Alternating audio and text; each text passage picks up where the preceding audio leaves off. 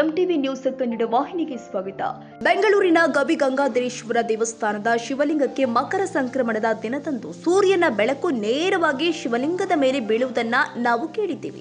ಆದರೆ ಇಲ್ಲೊಂದು ಶಿವನ ದೇವಸ್ಥಾನದಲ್ಲಿ ದಿನನಿತ್ಯ ಈಶ್ವರಲಿಂಗಕ್ಕೆ ಸೂರ್ಯದೇವ ಸ್ಪರ್ಶ ಮಾಡಿ ಹೋಗುತ್ತಿರುವುದು ವಿಶೇಷ.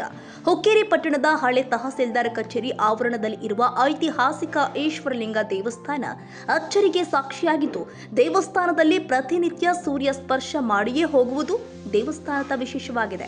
ಈಶ್ವರಲಿಂಗ ದೇವಸ್ಥಾನದಲ್ಲಿ ದಿನನಿತ್ಯ ಸೂರ್ಯ ಶಿವನ ಸ್ಪರ್ಶ ಮಾಡುವುದು ವಿಶೇಷ. ಬೆಳಗ್ಗೆ 7:30ರಿಂದ 8 ಗಂಟೆಯ ಒಳಗೆ ಕೆಲ ಕಾಲ ಸೂರ್ಯ ಈಶ್ವರಲಿಂಗನ ಸ್ಪರ್ಶ ಮಾಡ್ತಾನೆ.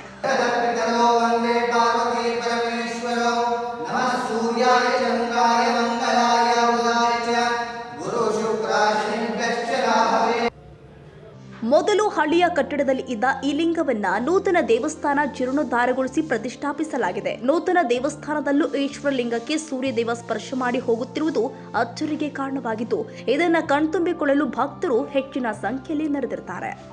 ಮಹಾಶಿವರಾತ್ರಿ ಇನ್ನೇನು ಸಮೀಪಿದೆ.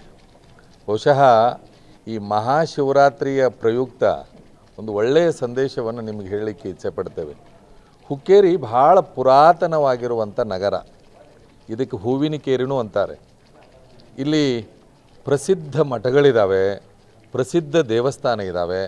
ಅದರಲ್ಲಿ ಪ್ರಮುಖವಾಗಿ ಹುಕ್ಕೇರಿಯ ಕೋರ್ಟ್ ಸರ್ಕಲ್ನಲ್ಲಿ ಶಿವಾಲಯ ಇದೆ.